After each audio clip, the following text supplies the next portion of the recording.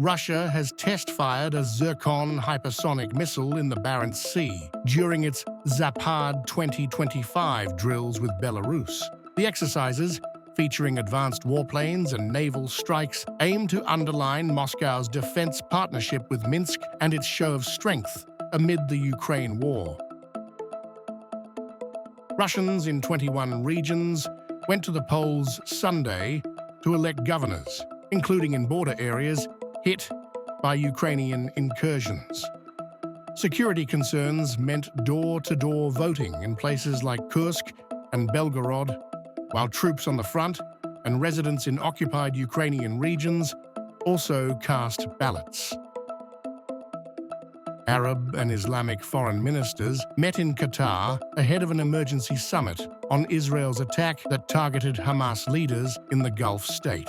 The closed-door talks in Doha set the stage for a joint statement expected at today's summit. Qatar's Prime Minister lashed out at Israel Sunday, calling its recent strike in Doha state terrorism and a breach of international law.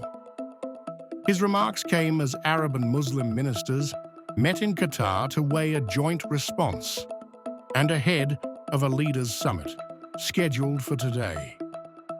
Israel has once again urged Palestinians to leave Gaza City immediately, saying more than 250,000 have already fled the enclave since the first evacuation warning. But the United Nations disputes that figure, adding that overcrowding in the south and the high cost of fleeing are deepening the humanitarian crisis.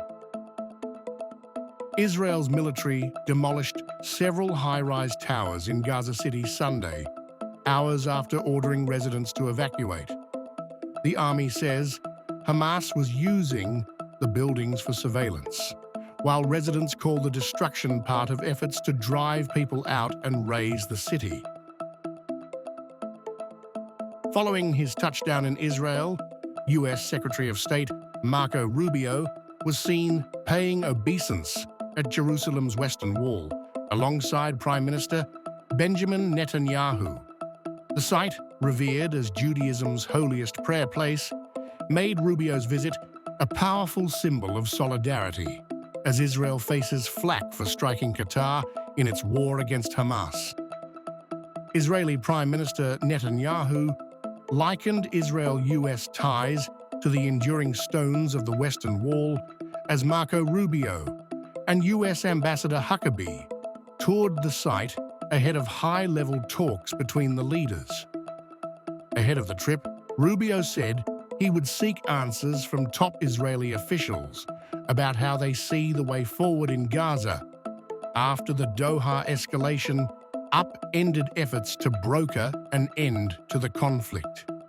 Pro-Palestinian protesters disrupted the final stage of Spain's iconic Vuelta a España cycling race in Madrid, clashing with police and blocking roads with anti-Israel banners. With about 50 kilometers left, riders stopped, and officials have yet to declare the stage or overall race over. Iran's Supreme National Security Council approved an agreement with the IAEA to resume nuclear cooperation. Drawing red lines, however, Tehran warned that any hostile actions against its nuclear facilities or renewed UN sanctions could halt the deal's implementation. If you like this video, then like, share and subscribe to Mirror Now.